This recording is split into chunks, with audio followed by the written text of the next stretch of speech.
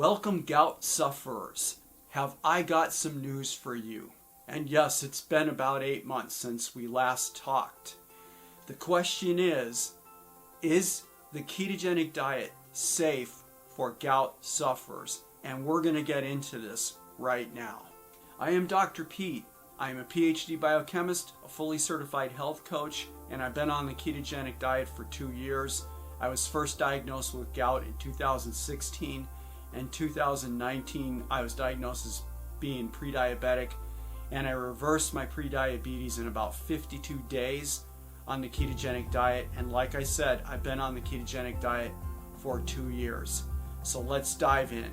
First, let's review some gout statistics. So gout sufferers comprise about 4% of the US population. We compose, in terms of hyperuricemia, which means people walking around with high uric acid, there is about 78 million of us in the US. Gout is more prevalent in men than it is in women by a ratio of about 3 to 1. The medical establishment considers high uric acid to be in association with metabolic syndrome, which leads to, and I'm going to give you the 3 big ones, diabetes, cardiovascular disease, and obesity. If you were with me in the first 2 video presentations on gout in the ketogenic diet, then you know I raised questions about the medical establishment's viewpoint that gout is associated with chronic disease. The point is that an association does not show causality. The main issue is that there is no concrete evidence that gout is a condition which is or does lead to other chronic diseases, or that other chronic diseases necessarily lead to gout. And I'm going to propose to you the following hypothesis: that hyperuricemia, high uric acid, in the 78 million of us may have something to do with the evolution of humans. So it's important for you to understand that we lost the capability to degrade uric acid. So we had a mutation in what's called the uricase gene about 2.5 million years ago when we split off from the apes and the primates. Not only did we lose the capability to break down uric acid in our systems, but that was the same time frame in which we lost the ability to produce internally the antioxidant vitamin C. Now remember, when the medical establishment talks about an association, what that means is that if they look at somebody metabolically and they discover that individual is a type 2 diabetic, and then they do a rigorous blood panel and they find out that this person also has high uric acid, now what they do is they bring these 2 things together and they say, well, there's an association here. And I want to remind you the problem with associations. So very quickly, a metaphor. If you lived in an upstairs apartment and there was a jewelry store down below on the first floor, and you decide one morning you're going to go out for coffee, all right, and as you go down the stairs and step out onto the sidewalk, you notice that the front window of the jewelry store is broken and the alarm is going. And just then the police show up and they arrest you for robbing the jewelry store because you happen to be standing on the sidewalk outside the broken window. This is an association. In no way does it mean that you robbed the jewelry store. So just because the doctor sees in your blood work that you have high uric acid, and at the same time you have a high A1C and high blood glucose, and down the road we go type 2 diabetes, and he goes, well, you've got high uric acid and you're a type 2 diabetic, therefore there must be some relationship between the two. Well, there actually might be, but there actually might not be either, because that is an association.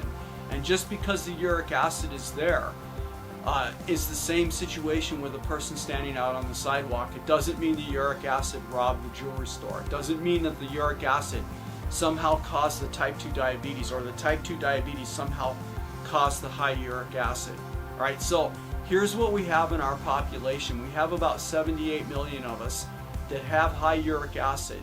Some of us convert to having the condition of gout. In my case, in 2016, it was a big old fatty bump on my right big toe. I thought my foot was broken, right? I went to urgent care. The doctor took one look at it and goes, "You have gout." They ran the blood. Indeed, I had high uric acid. And then a couple years later, after that, I was diagnosed with prediabetes. Let me very quickly review the situation or the status of my own, what I call N1 work. This is where I do experiments on myself. The slide that you can see on my left here shows you the data I've talked about before, and I'm just going to review it very quickly.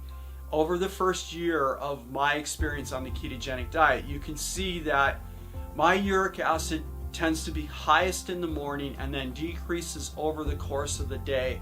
This is the trend that I still see now, 2 years into this, except I'm going to address the new trend that I see now in year 2 in a few minutes. The other data that you can see underneath the line with the red dots are my ketones and my blood glucose. And you can see also that over the course of the day, my blood glucose readings, because remember, I'm reversing prediabetes. In the first year, my blood glucose, my fasting glucose, is the highest of the day, and then it tends to decrease over the course of the day as well. And I'm talking about situations where I'm not fasting, right? I'm eating 2 meals a day, and yes, there can or cannot be exercise that's intercalated into this. You still see the same general trend all day long where the glucose is tracking downward towards evening. And then lastly, you can see the bottom graph represents my ketones, because I've been on the ketogenic diet, and we call it the ketogenic diet because it is a diet which is low in carbohydrates, high in fat, and moderate in protein. And over the course of the day, my ketones generally increase, which this data is completely normal. Now, this is the most amazing thing, because you'll remember in the last presentations I gave, my question was, is my uric acid going to stay elevated? Is it going to stay at an average of 9.5?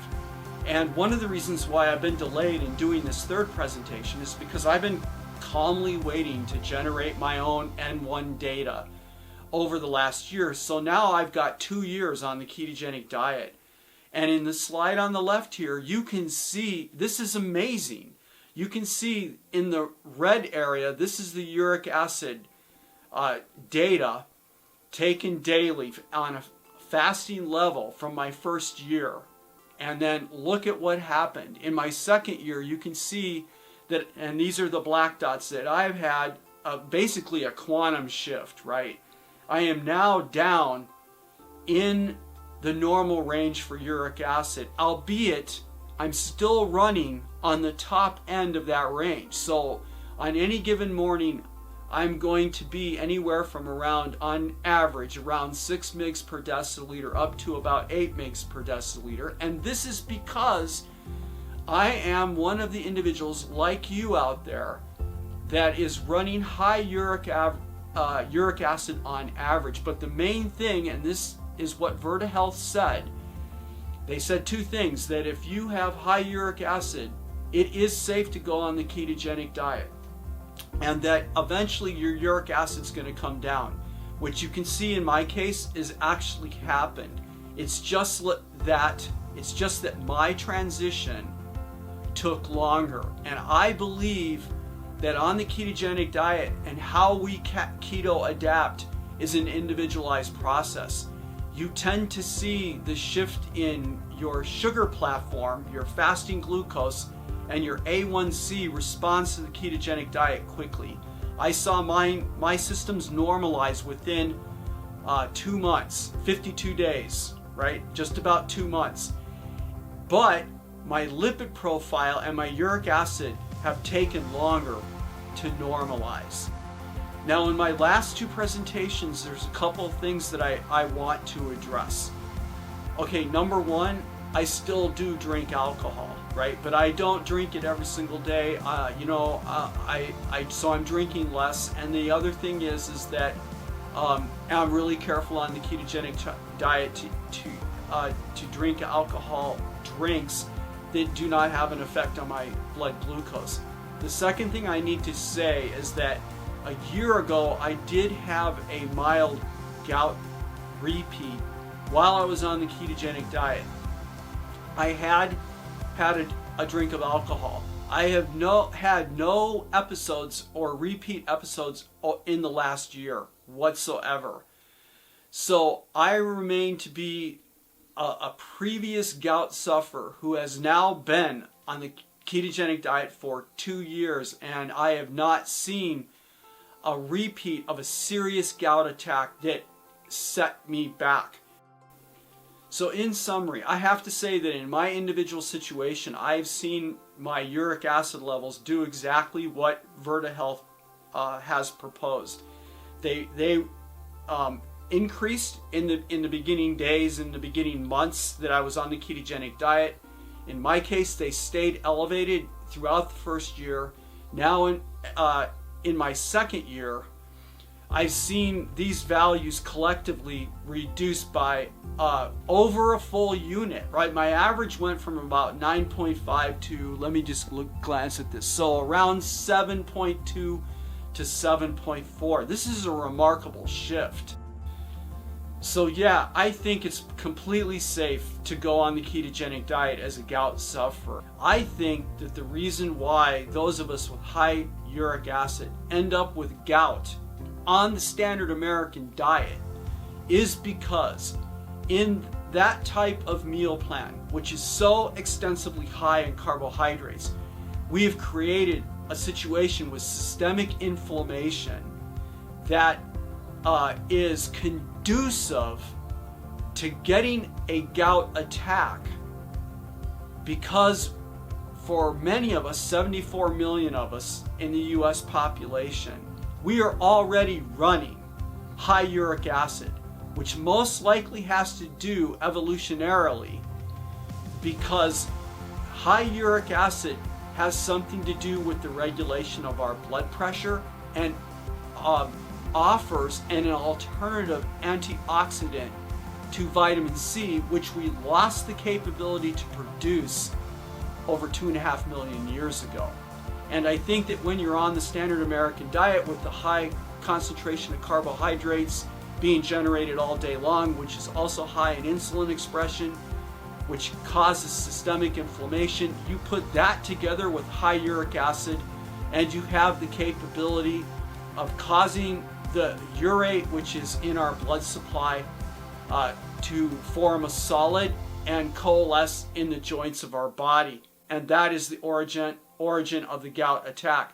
I think actually in the long run it's a lot smarter if you are on the ketogenic diet, because we keep the carbohydrates low, we keep the insulin low, and the metabolic conditions that cause the formation of the gout attack have been strongly reduced.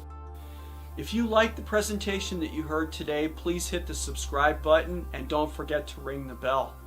I would really appreciate it if you have questions or comments, or even if you disagree with what I've just presented, please leave a comment below and I will gladly get back to you. I would love to have a dialogue about the issue of gout and the ketogenic diet, and maybe solutions that you found in your own situation.